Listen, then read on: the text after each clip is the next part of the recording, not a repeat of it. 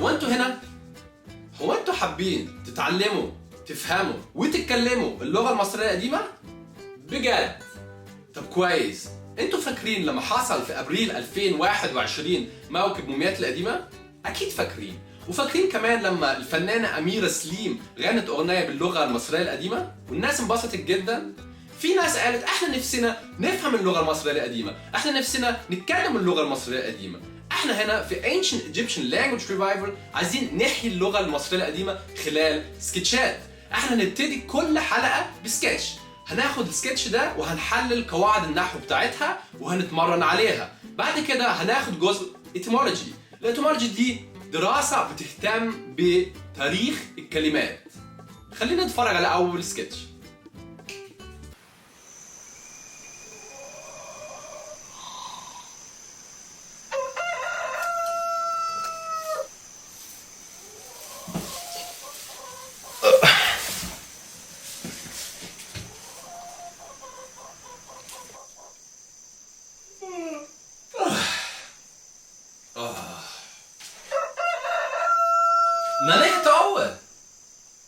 Nanehtaoe. Se. Nanehtaoe kosmos. Nane. Heko.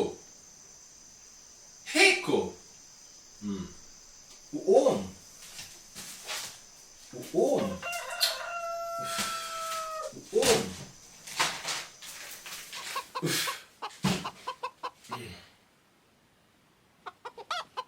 نقرج.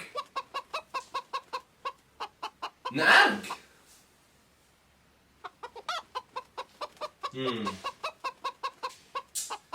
Emmon. Pihat. Pihat. Pihat. Pihat. Pihat. Se. Pihat. Emau. Pihat hent sallo. Pihat hent sallo. Se.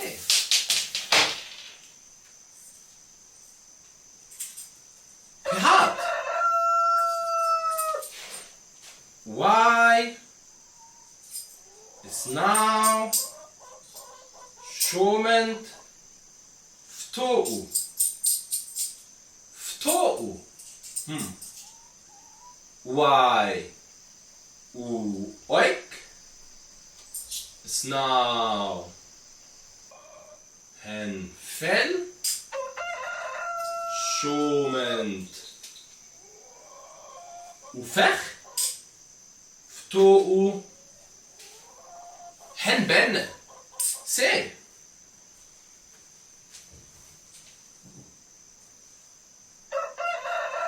Y oik snaw hen fel Showment Ufech Fto'u hen benne. Se. Nane.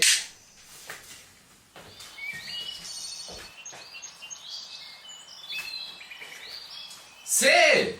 Nanehtaoe.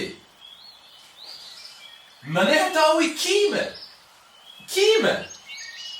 Y oik is now hen fel Showment Ufech Fto'u hen benne. Y oik is now hen fel Showment Ufech Fto'u hen benne. Se. Nane.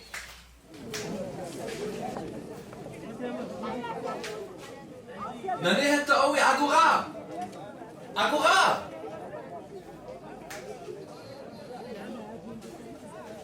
Ashpepai. Ashpepai. Pai mgol pe. Pai mgol pe. Nai hen mgol ne. Nai hen mgol ne. Pai uma en mgol pe. باي وما ان مقول بي مقول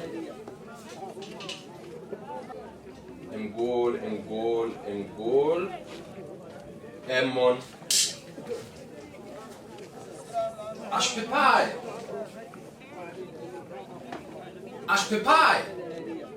باي وتبت بي باي وتبت بي ناي هنتبتني ناي هنتبتني باي وما ان تبت بي باي وما ان تبت بي تبت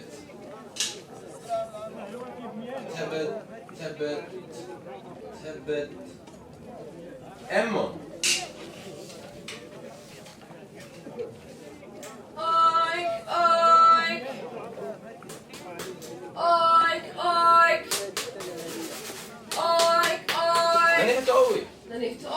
Ashne nai. Nai, oik, nee. Se. Nai, hen oik ne. Nai, hen oik ne. Pai, oik pe. Pai, oik pe. Pai, uma en oik pe. Pai, uma en oik pe. Oik. Se. Oik. Oik. Oik. Shbehmut. Shbehmut Ugai. Ugai. Ugai. Oik, oik. Oik, oik. Ashpepai. Ashpepai. Pai u Herman P. Pai u Herman P.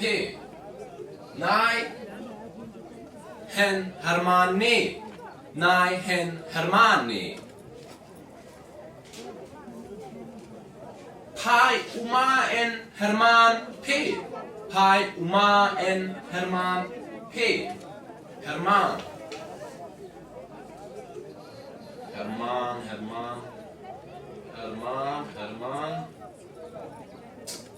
Emmon. Ashnenai.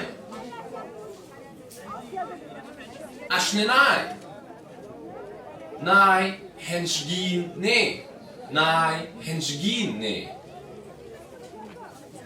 Pai uma en shgin pe. Pai uma en shgin pe. Shgin.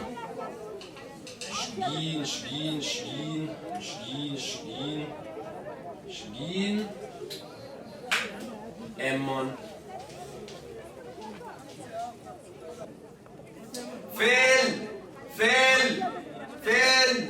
فيل نانيتو قوي. نانيتي قوي عشان ناي. ناي هنفلني سي. ناي هنفلني. ناي هنفلني. باي وفل بي. باي وفل بي. هنفل. سي. هنفل.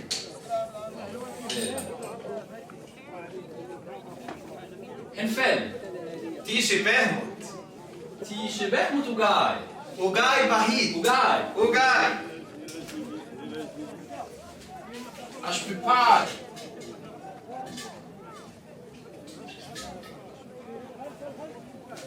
Ashpepai.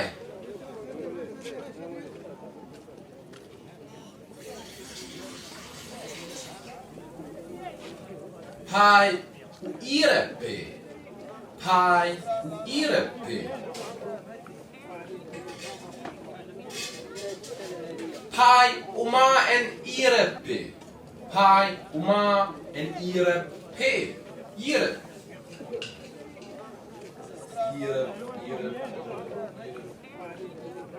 Emmon.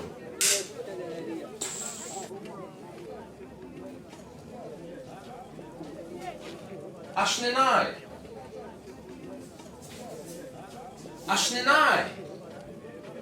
Nai hen af ne. Nai hen af ne. Pai uma en af pe. باي وما ان اف بي اف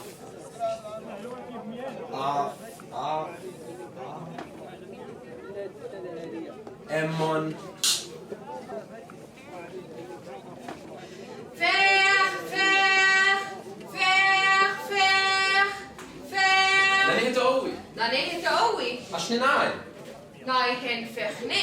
سي ناي انفخني ناي انفخني باي وفخ بي باي وفخ بي باي وما ان فخ بي باي وما ان فخ بي وفخ وفخ وفخ سي وفخ ناني وفخ وفخ وفخ وفخ Die je weg moet. Het is je weg met elkaar. Oei. Als je paai.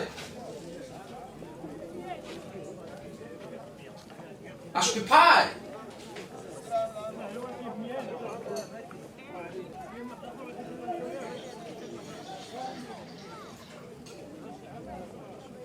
Erote.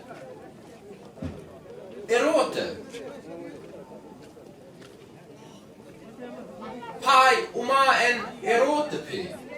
Pai uma en erotepi. Erote. Erote, erote. Erote. Emmon.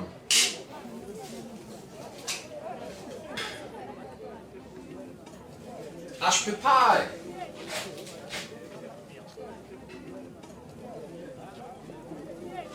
Ashpepai.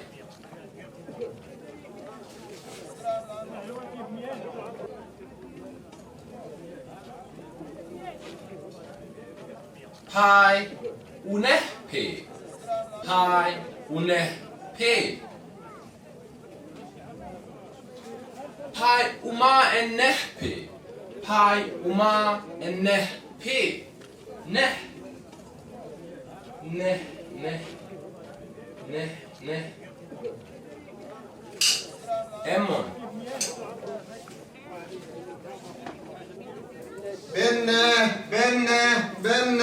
بنة Nani het ooi. Dan heet oei. Als je naai. Nee, geen benne. سي ناي همبنني ناي همبنني تاي وبنتي تاي وبنتي باي وما ان بن بي باي وما ان بن بي همبن همبن سي همبن همبن همبن همبن تشبه موت. تشبه متوجاي Ogai. ناني وأويك هنفل وفخ همبن وجاي أبو غاب وجاي نانيها تقوي يا أصحابي انتوا عرفتوا يعني ايه نانيها تقوي؟ صح نانيها تقوي معناها صباح الخير انتوا ممكن تتوقعوا يعني ايه نانيه او؟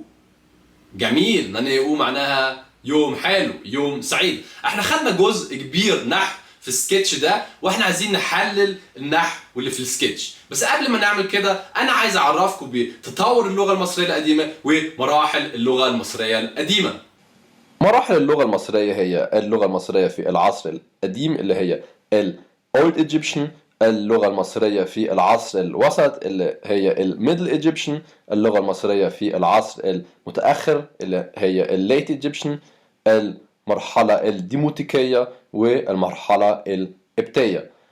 اللهجات القبطية اللغة القبطية ليها لهجات كتيرة أهم لهجات هما اللهجة السعدية واللهجة البحيرية. احنا نتعلم اللهجة السعدية عشان اللهجة السعدية أحسن لهجة واحد ممكن يتعلمها من الكتب. اساس النحو اللي احنا بناخده في فيديوهاتنا متاخد من كتابين. اول كتاب اسمه Introduction to Saheli Coptic by Thomas O. Lampton والكتاب الثاني اسمه Middle Egyptian by James VPN. لو انتم محتاجين تتعلموا قراءة الخط القبطي وقراءة الخط الهيروغليفي، انتم ممكن تستعملوا الكتابين دول، او ممكن تتفرجوا على فيديوهات تانية. في فيديوهات كتيرة بتعلم واحد قراءة الخط القبطي وقراءة الخط الهيروغليفي. الموضوع فعلا مش صعب.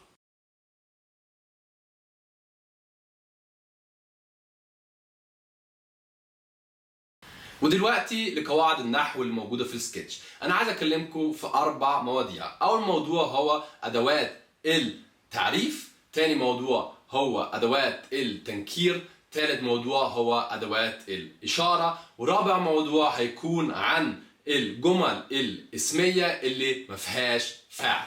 أداة التعريف. اللغة القبطية ليها جنسين في النحو، المذكر والمؤنث.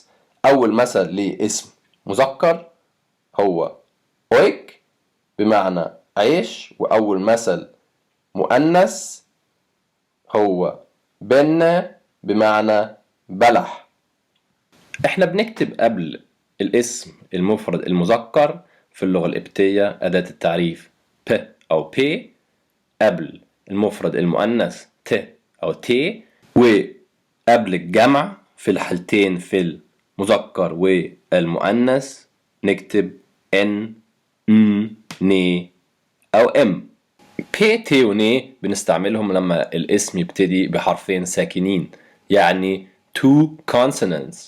باقي القواعد لأداة التعريف هتلاقوها في كتاب لامبدن في جزء 1.3.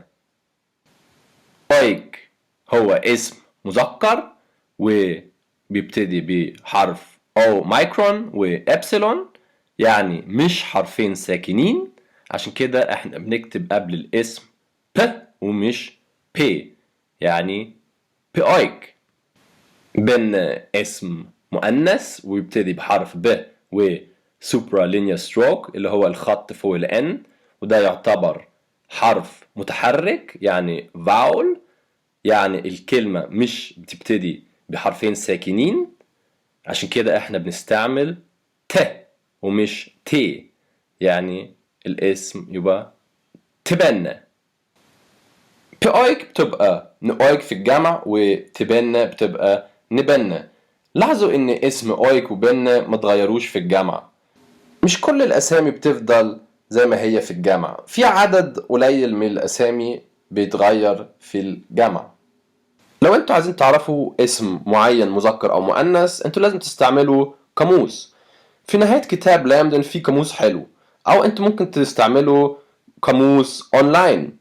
أنا هنا على صفحة coptic-dictionary.org.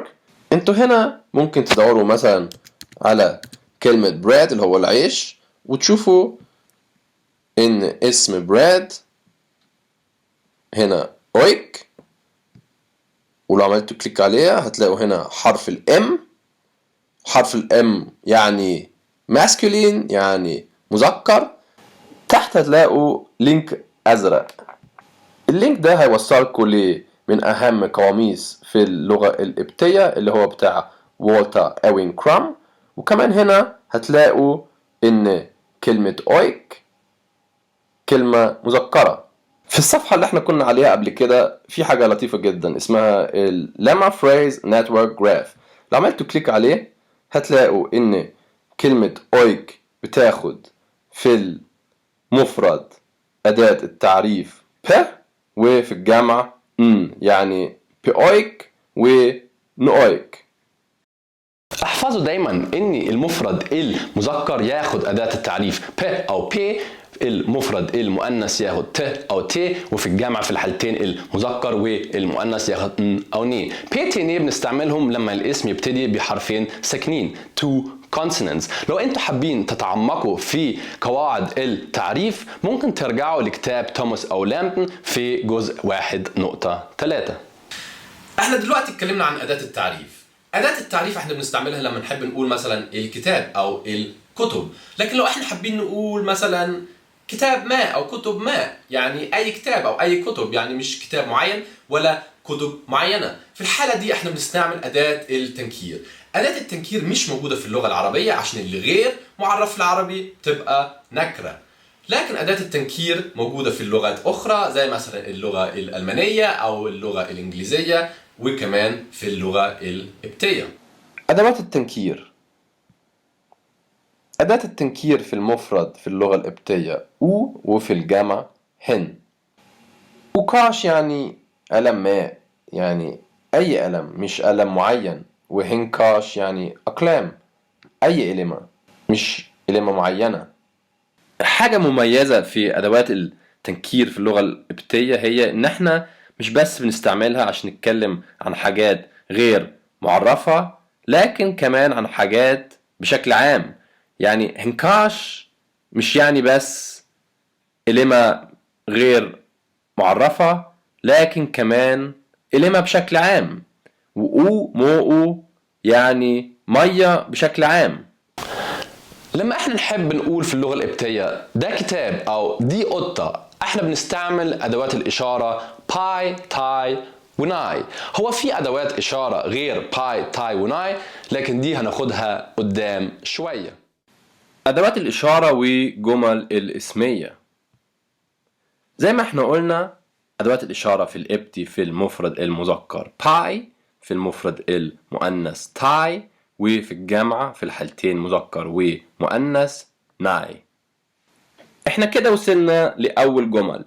لو انتوا حابين تقولوا مثلا دي سمكة، هذه سمكة، ممكن تقولوا باي وتبت بي أو وتبت بي باي. في الحالة دي باي اللي هي أداة الإشارة تكون المبتدأ، وتبت اللي هو اسم غير معرف يكون الخبر في الجملة. بي بنسميها حلقة الوصل. لما الخبر يتكون من اسم غير معرف احنا لازم نكتب حلقة الوصل بعد الخبر. المبتدأ ممكن نكتبه قبل أو بعد تركيبة خبر زائد حلقة وصل. لو انتوا حابين تعرفوا أكتر عن موقف الجمل وحلقة الوصل، انتوا ممكن ترجعوا لكتاب لامدن في حصة 5 lesson 5.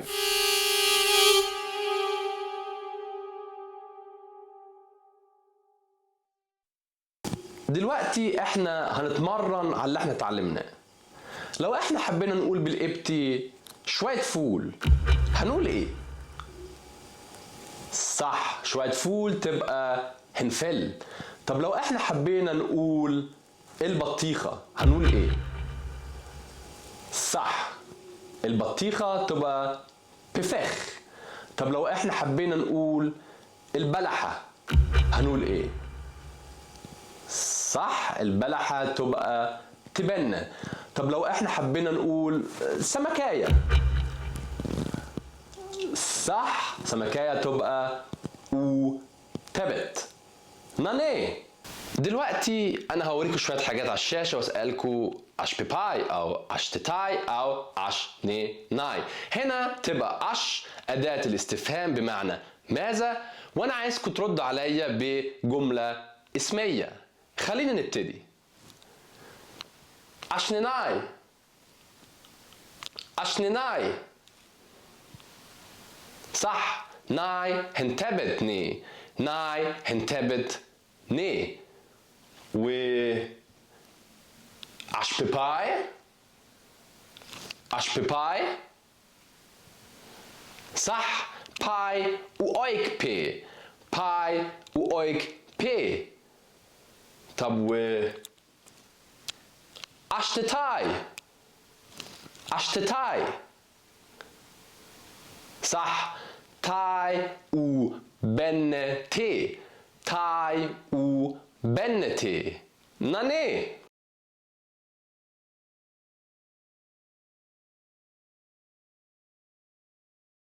ودلوقتي احنا وصلنا لجزء الاتيمولوجي بتاعنا. زي ما احنا قلنا الاتيمولوجي بتهتم بتاريخ واصل الكلمات. انا عايز اوريكم ازاي اللغه القبطيه مرتبطه باللغه الميدل ايجيبشن اللي هي اللغة المصرية الوسطى والخط الهيروغليفي، وازاي اللغه القبطيه مرتبطه باللغه العاميه المصريه اللي احنا بنتكلمها النهارده في مصر.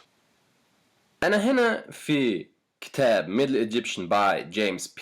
Allen انتوا لازم تعرفوا ان في اللغة المصرية في العصر الوسط ما كانش فيه ولا أدوات تعريف ولا أدوات تنكير، لكن كان فيه أدوات إشارة زي ما انتوا شايفين demonstrative pronouns. أدوات الإشارة كانت في المفرد المذكر pen pef fa pu و pa، في المفرد المؤنث تن تف تفا تو وتا، في الجمع في الحالتين مؤنث ومذكر نن نف نفا نو ونا. مع الوقت أدوات الإشارة في العصر الوسط اتحولت خلال العصر المتأخر والمرحلة الديموتيكية لأدوات التعريف في اللغة القبطية. المفرد المذكر اتحول ل ب و ب، المفرد المؤنث اتحول ل ت و ت، والجمع في الحالتين مذكر ومؤنث اتحول ل ن و ن. احنا دلوقتي شفنا ازاي اللغة القبطية مرتبطة باللغة المصرية الوسطى اللي هي الميدل ايجيبشن والخط الهيروغليفي، ودلوقتي احنا عايزين نشوف ازاي اللغة القبطية مرتبطة باللغة المصرية العامية اللي احنا بنتكلمها النهاردة في مصر. خلينا نتفرج على مقطع من فيلم أهل القمة، قصة الكاتب الكبير نجيب محفوظ. في المقطع ده شخص هيجي من اليمين ويقول للفنان نور الشريف إش إش، عشان هو مستعجب نور الشريف جاب البدلة الجديدة منين. خلينا نشوف. انا عمري ما نسيتكم. ايش اللي عطاك يعطينا شجاعتك، ما تنوقش. اخر ايافه واللي خالق ايدك والمحفظه. محفظه إش نطق تاني من أداة الاستفهام أش، زي من أش بباي، وإش إش يعني إيه ده إيه ده. إش إش مصطلح إحنا لسه بنستعمله النهاردة في مصر في اللغة العامية، وأصله من اللغة القبطية. احنا دلوقتي شفنا ازاي اللغة القبطية مرتبطة باللغة المصرية الوسطى بالخط الهيروغليفي وباللغة العامية المصرية. احنا وصلنا لاخر حلقتنا. انا اتمنى ان انتوا اتعلمتوا النهارده كتير، وكمان ان اشوفكم في الحلقة الجاية. وجاي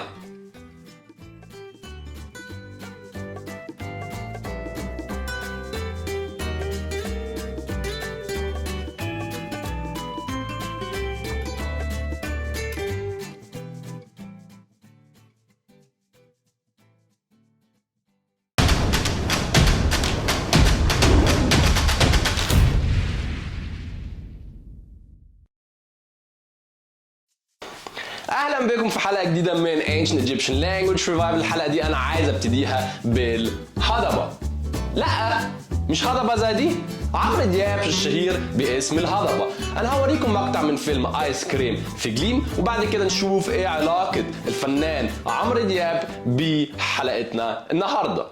الناس حاسين بالبرد وفي قلبنا شم نسيم. الناس حاسين بالبرد وفي قلبنا شم نسيم. الناس حاسين بالبرد وفي قلبنا شم نسيم. الفنان عمرو دياب بيغني الناس حاسين بالبرد وفي قلبنا شم نسيم. طبعا شم نسيم عيد احنا كلنا بنحبه في مصر، لكن انتوا عمركم فكرتوا ايه معنى اسم شم نسيم؟ خلينا نشوف ايه رأي الفنانة عارفة عبد الرسول والفنان احمد امين في برنامج البلاتو في الموضوع ده. بس هي ريحتها شوية عاملة زي ريحة الشغل عندنا. ما هي لازم تبقى ريحتها كده عشان شم النسيم. ما هو اسمه يعني شم ليه؟ عشان يعني الروايح دي كده تملى الدنيا واحنا نقعد نشم. طبعا الكلام اللي اتقال في برنامج البلاتو كوميدي ومش صح. احنا هنشرح لكم خلال الجزء النحو بتاعنا ايه معنى شم النسيم بجد.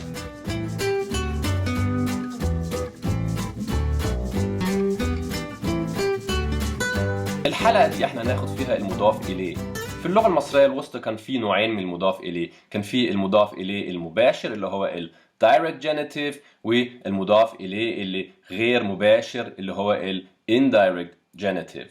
لو احنا عايزين نقول مثلا باللغة المصرية الوسطى بمضاف إليه مباشر نجوم السماء، نجوم السماء هنقول سباو بيت، سباو بيت.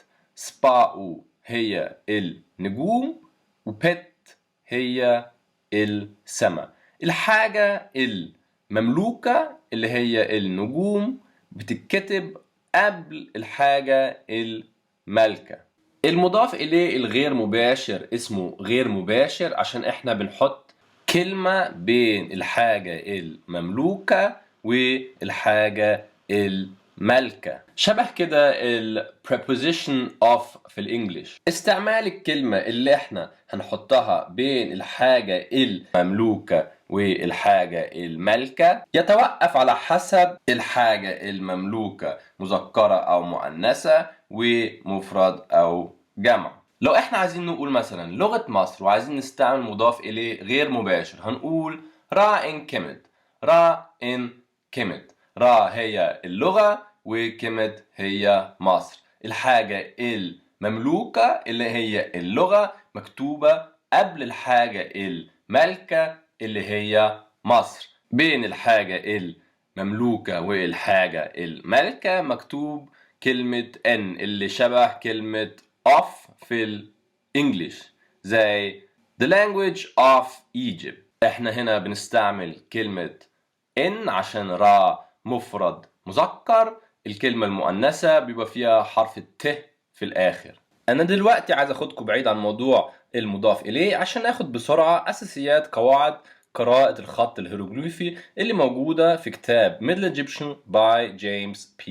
Allen. أول سؤال واحد ممكن يسأله لما يشوف الخط الهيروغليفي هو واحد بيبتدي يقرأ الخط ده من أنهي ناحية؟ أنتوا لازم تشوفوا صورة الحيوانات أو البني آدمين بيبصوا في أنهي ناحية وتقروا في عكس اتجاه ما بيبصوا. يعني البومة بتبص الناحية دي، يبقى احنا هنبتدي نقرا الناحية دي. قراية الخط الهيروغليفي سهل جدا، انتوا بس محتاجين تعرفوا شوية حاجات. في الخط الهيروغليفي في حاجة اسمها unilateral signs, bilateral signs و triliteral signs. الunilateral signs مش غريبة علينا، هي زي الألف ب أو ال ABC بتاعتنا. في كلمة كيمت احنا عندنا مثالين ل unilateral sign. احنا عندنا البومة اللي تعبر لحرف الميم، وعندنا العيش اللي يعبر لحرف الت. البايلاترال ساينز مجرد حرفين من اليونيلاترال ساينز مجتمعين في رمز واحد، زي مثلا حرف الكاف والألف أو كاف والب أو الكاف والميم مجتمعين في رمز واحد. احنا عندنا هنا في كلمة كيمت ديل التمساح اللي يعبر عن حرف الكاف وحرف الميم في رمز واحد. التريليترال ساينز مجرد 3 حروف من اليونيليترال ساينز مجتمعين في رمز واحد. كلمة كيمت مفيهاش تريليترال ساين. الكلمة اللي قدامكم دي بتتقري كيمت مش كم امت، عشان البومة مجرد بتساعدنا لقراية حرف الكم اللي هو ديل التمساح. ده اسمه الفوناتيك كومبلمنت. في الخط الهيروغليفي في كمان حاجة لطيفة جدا بتساعدنا اسمها المخصص أو الديترميناتيف. المخصص مش حاجة غريبة علينا، احنا لما بنتعلم القراية والكتابة في العربي أو في الإنجليش ممكن نلاقي في الكتب الكلمة مكتوبة، مثلا كلمة قطة مكتوبة بالحروف الأبجدية وجنبيها رسمة قطة. رسمة القطة بقى دي اللي اسمها المخصص أو الديترميناتيف، وبتتكتب بعد أكترية الكلمات في الخط الهيروغليفي. اللي انتوا شايفينه هنا مدينة من فوق، دي الشوارع ودول البيوت وحواليهم سور المدينة. ده مخصص مصر وكمان مخصص أي بلد أو مدينة. انتوا هتلاقوا الحروف والمخصصات في كتاب إلن وكمان في Gardner Sign List. دي قائمة سهل جدا هتلاقوها لو بحثتوا عليها، الكليات شغالة بيها وفيها كل الحروف وكل المخصصات. بالمعلومات البسيطة دي احنا دلوقتي عندنا المقدرة اني نقرأ الخط الهيروغليفي. عشان اوريكم قد ايه الخط الهيروغليفي سهل ودمه خفيف، انا هوريكم مقطع من فيلم الأستاذة فاطمة بطولة سيدة الشاشة فاتن حمامة وهي محامية مع الفنان الكوميدي عبد الفتاح الأسري. في ضمته عين سكون بفتحة باء ألف مادة نون ضمتين حناشن. خلينا نرجع للموضوع الأساسي بتاعنا اللي هو المضاف إليه. احنا خدنا المضاف إليه في اللغة المصرية الوسطى، ودلوقتي احنا عايزين ناخد المضاف إليه في اللغة المصرية القبطية السعيدية. المضاف إليه في اللغة القبطية شبه المضاف إليه الغير مباشر في اللغة المصرية الوسطى. بدل ما نحط إن، نو أو نت بين الحاجة المملوكة والحاجة المالكة، احنا هنحط إن أو انتي بين الحاجة المملوكة والحاجة المالكة. طب امتى احنا بنستعمل إن وامتى احنا بنستعمل انتي؟ إن احنا بنستعملها بشكل عام في المضاف إليه في اللغة القبطية، وانتي بنستعملها لما الحاجة المملوكة تكون نكرة. احنا كده ممكن نعرف معنى شم النسيم. شم النسيم جاية من شمو إن سمو. شمو إن سمو. شمو هو الحصاد وسمو هما الأعشاب. الكلمتين متحطين في تركيبة مضاف إليه غير مباشر، يبقى المعنى كله شمو إن سمو يبقى حصاد الأعشاب. نفس الشيء في اللغة القبطية، شم هو الحصاد وإنسيم هما الأعشاب. هنا إن أداة التعريف في الجمع، يبقى كله على بعضه شم إن نسيم. كلمة سيم برضو مش غريبة علينا. كلمة سيم موجودة في كلمة بر سيم، ومعناها الأعشاب اللي لسه صغيرة وطرية. كلمة برسيم الفنان رشدي أباظة بيستعملها وهو دكتور بيطري في فيلم من حواء مع الفنانة لبنى عبد العزيز. الشحار عند البهايم يعني الزغلط عند البني آدمين. دمك خفيف قوي. طبعا هتشرف الحفله يا دكتور. انا مش محتاج لعزومه يا فندم، ده بيتي. بيتك ده ايه يا استاذ؟ انا عمري في حياتي ما شفت برود زي ده. انت مجرد دكتور حمير جاي تقضي مأمورية بقى. جالكوا كلامي؟ اهو ده الشحار. ان ما كنت فشك من هنا. اعملي لبخه رد على زورك واشربي عريق كوبايه عصير برسيم.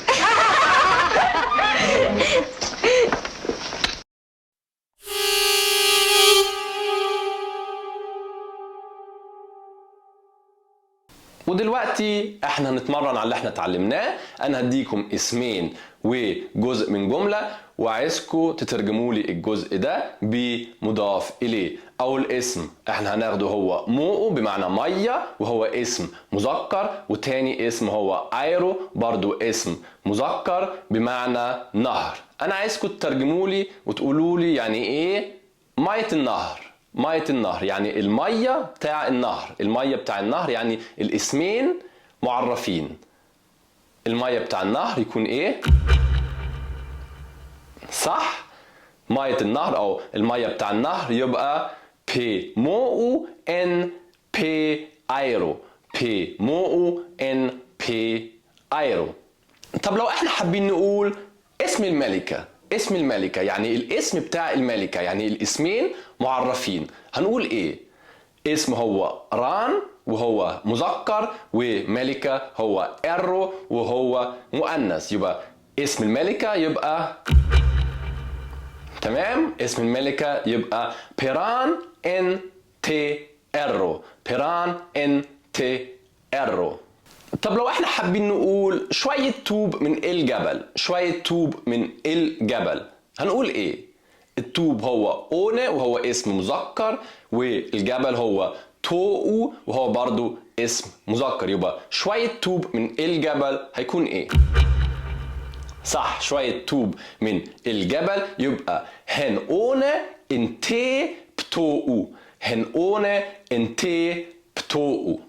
طب لو احنا حابين نقول خدام الملك، اي خدام يعني خدام الملك، هنقول ايه؟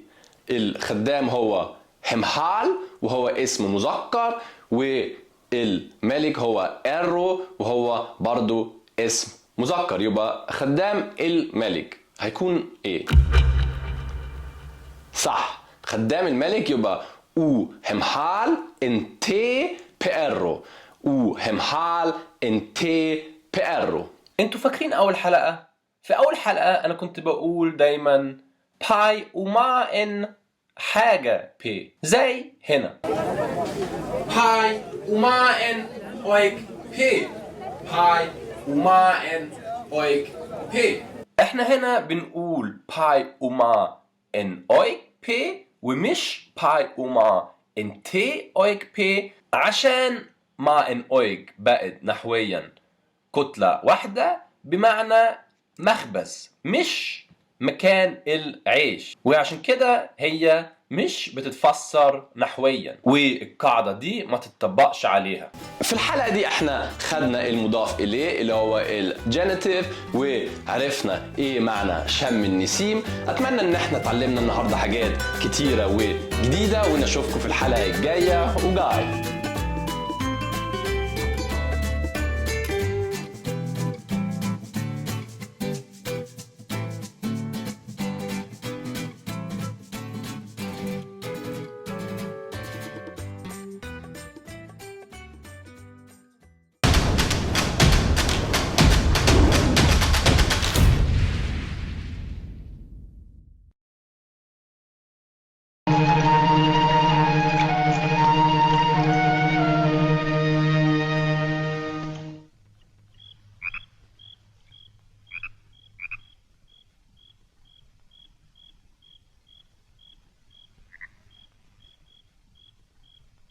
نجدي نجدي قوم انزل في الخن والبرد.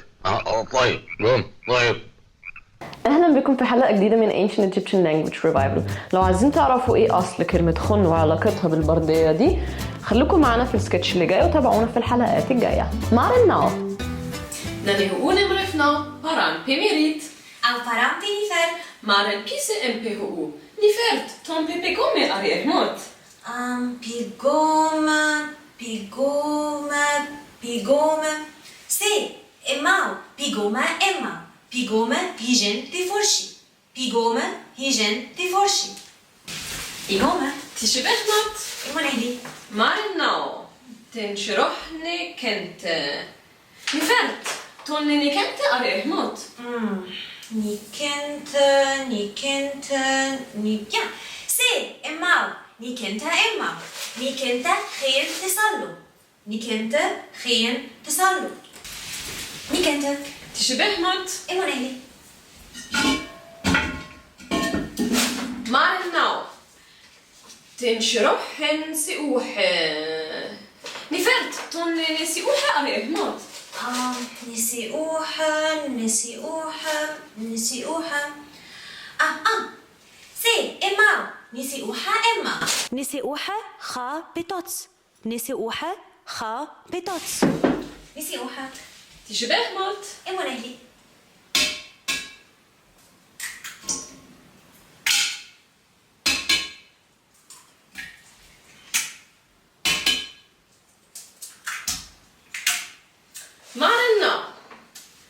تنشرح النيني نفرت توم بيشوشو النيني أري إهموت بشوشو النيني بشوشو النيني بشوشو النيني سي إماو بشوشو النيني إماو بشوشو النيني هحتن تيبو إنجويت بشوشو النيني هحتن تيبو إنجويت بشوشو النيني تشبه موت إمو رهلي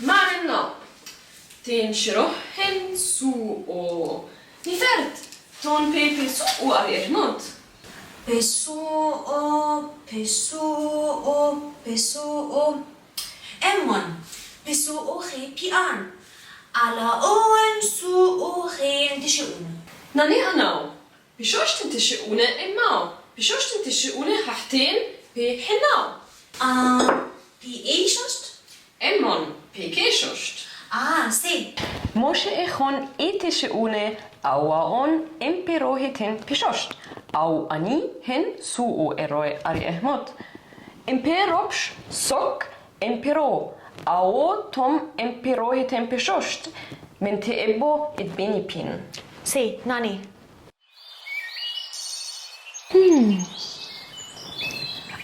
نفريري نفري شيل نفري هالاتي نفري أمو بسوء خين تشئونه بشوشت تقبو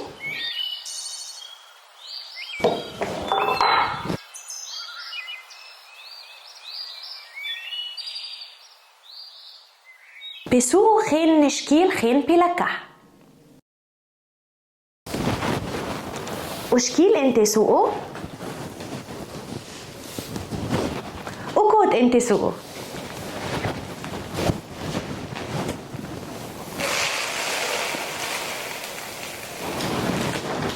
سي ناني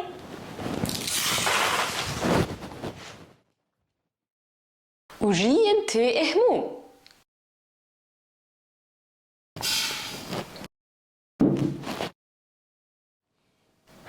وجنبه هن كنه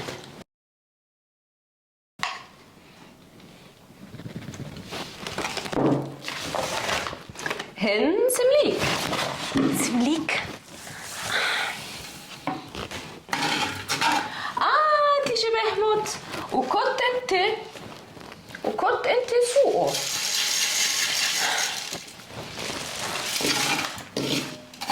أو تبوح امتكوك تهيكوني فرت تيوش وشوي بولخين بي يوم امون مريت بايو لك بي طايو عكوتي ولك وعكو تتنوش وشوي بولخين بي يوم امون مريت. احنا وصلنا لاخر حلقتنا النهارده، نتمنى ان السكتش يكون عجبكم. استنونا في الحلقات الجايه اللي هناخد فيها قواعد نحو ادب مصري قديم. وجاي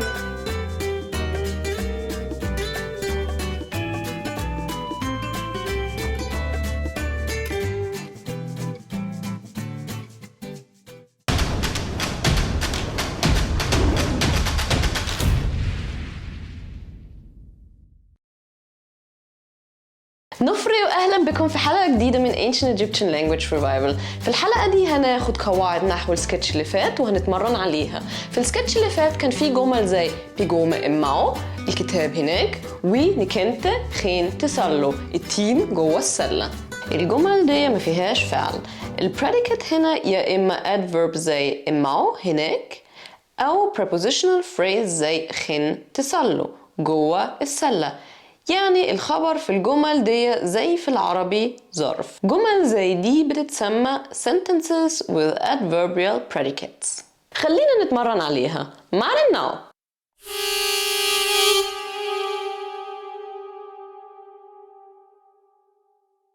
دلوقتي احنا حابين نقول السمك جوه البحر.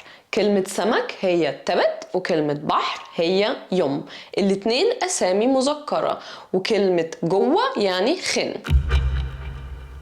برافو. نتبت خن بيوم. ميوتين معناها برافو، بنستعملها لو عايزين نمدح مجموعة ناس. لو عايزين نمدح واحد بنستعمل ميوك، ولو عايزين نمدح واحدة بنستعمل ميو. برافو، اديكوا عرفتوها لوحدكم. لو احنا حابين نقول الست جوه البيت، كلمة ست هي اسهيمة اسم مؤنث، وكلمة بيت هي اي اسم مذكر. هنقول ايه؟ 200 تي اسهيمة خن بي اي. لو احنا عايزين نقول التعبان هناك، كلمة تعبان هي هوف اسم مذكر، وهناك زي ما احنا سمعنا قبل كده اماو. هنقول ايه؟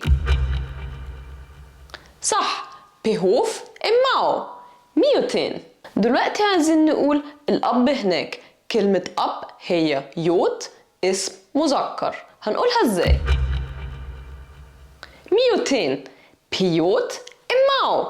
دلوقتي عايزين نقول الراجل على المركب، كلمة راجل هي روما، وكلمة مركب هي جوي. الاسمين مذكرين، وكلمة على هي هيجين. هنقولها ازاي؟ ناني بيروما هيجين بيجوي. 200. لو احنا عايزين نقول تير على الارض، كلمة تير هي هاليت، وكلمة ارض هي كح. الاتنين اسمين مذكرين. هنقولها ازاي؟ سي 200 وهاليت هيجين بكح. طب لو احنا عايزين نقول فار تحت السرير، كلمة فار هي بين، وكلمة سرير هي تشلوك. الاسمين مذكرين، وكلمة تحت هي خا. هنقولها ازاي؟ 200 وبين خا بتشلوك. طب دلوقتي لو عايزين نقول الذهب تحت الطوبة، كلمة ذهب هي نوب اسم مذكر، وكلمة طوبة هي توبة اسم مؤنث. هنقولها ازاي؟ صح، 200 بنوب خا تتوبة. لو عايزين نقول أرنب جنب الشجرة، كلمة أرنب هي غطفت، وكلمة شجرة هي شين. الاسمين مذكرين، وكلمة جنب هي ححتين. هنقولها ازاي؟ سي 200 وغطفت ححتين بشين. طب لو عايزين نقول قلم جنب الكتاب، كلمة قلم هي كاش اسم مؤنث، وكلمة كتاب هي جومة اسم مذكر. هنقولها ازاي؟ سي ناني وكاش ححتين بجومة. 200. دلوقتي عايزين نقول القرية ورا الجبل، كلمة قرية هي تيمة، وكلمة جبل هي توقو. الاسمين مذكرين، وكلمة ورا هي انسا. هنقولها ازاي؟ صح، بتيمة انسا بتوقو. 200. لو عايزين نقول الحصان ورا البيت، كلمة حصان هي احتو اسم مذكر، وكلمة بيت احنا خدناها قبل كده هي اي. هنقولها ازاي؟ سي ناني بي احتو انسا بي اي. 200.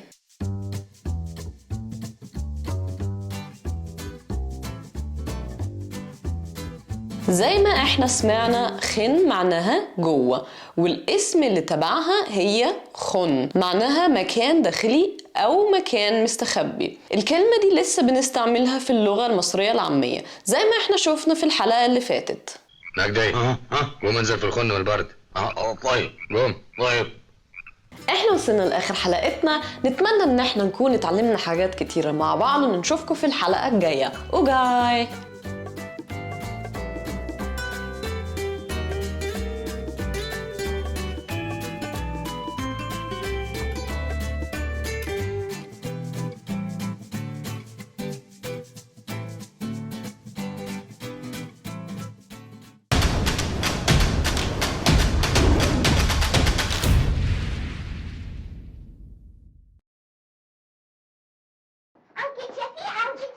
نبيلة يا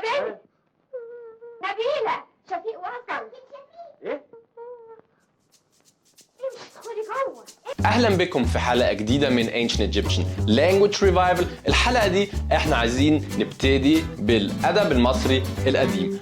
لما واحد بيبتدي يدرس علم المصريات في الكلية، من أول قصص واحد بيقراها في الكلية هي قصة البحار التائه. القصة دي مذكورة على بردية واحدة بس باللغة المصرية الوسطى بالخط الهيراتيكي.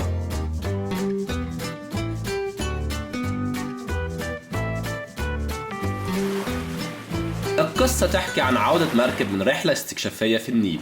في القصة دي واحد من البحارين الشطار الشمسو إيكر بيحكي لرئيسه عن قصة حصلت معاه في رحلة قبل كده في البحر. أكتر الأحداث في القصة تدور داخل قصة أخرى، يعني هي قصة في قصة.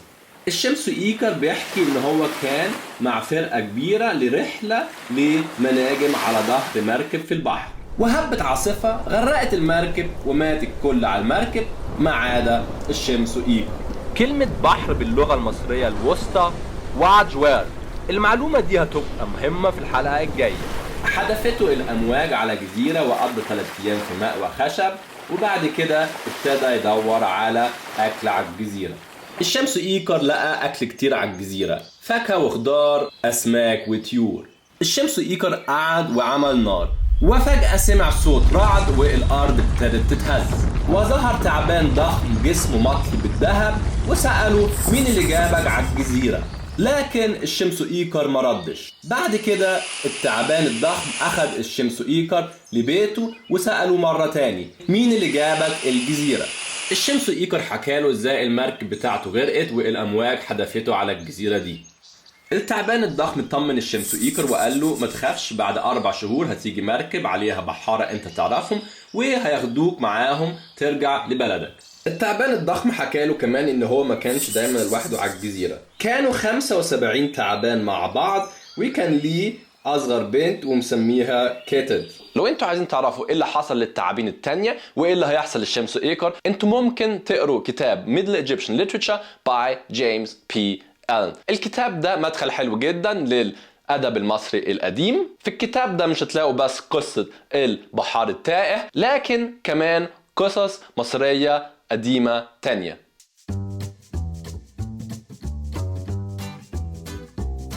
في جزء الإتيمولوجي ده أنا عايز أتكلم عن شوية كلمات موجودة في بردية البحار التائه احنا لسه بنستعملها في اللغة المصرية العامية. في أول القصة الشمسو إيكر بيقول لرئيسه الحاطي عا مأ بحنن خنو، بمعنى بص احنا وصلنا البلد. مأ معناها بص. الشمع اللي انت حطاه ده ولعي النور، هو جوع وعينينا تتمقق.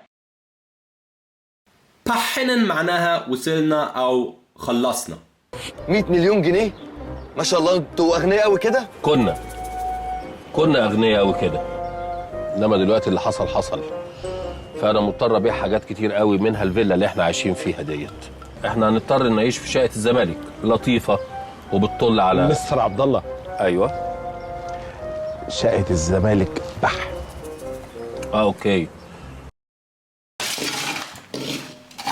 أو تيبوح امتكوك. خنو معناها زي ما قلنا في حلقة 4 مكان داخلي، أو زي في المحتوى هنا بيت الواحد، بلد الواحد، أو باللغة الإنجليزية your home. التعبان الضخم مسمي أصغر بنت كيتد، اللي منها أصل كلمة كتكوت. كلمة كتكوت بيدلعوا بيها الأطفال وهم صغيرين، والبيضة لما بتفقس بيطلع منها كتكوت مش فرخة.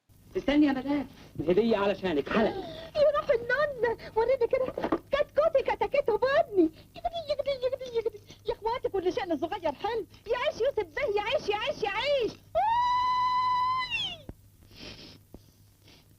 كلمة نونة أو نونو اللي موجودة برضو في مقطع الفيلم الأخير ليها أصول في اللغة المصرية القديمة، بمعنى بيبي، طفل، أو أي شيء صغير. التكمي هو اللي عنده عيال يعرف الراحة. معلش بس لازم ترتاحي في السرير برضه.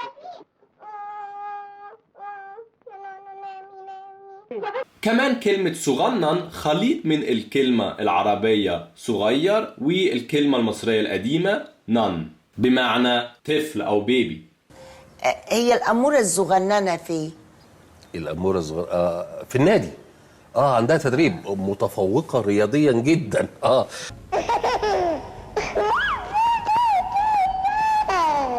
احنا دلوقتي هنشوف اسبوع مصري بتقاليد مصرية من فيلم الحفيد.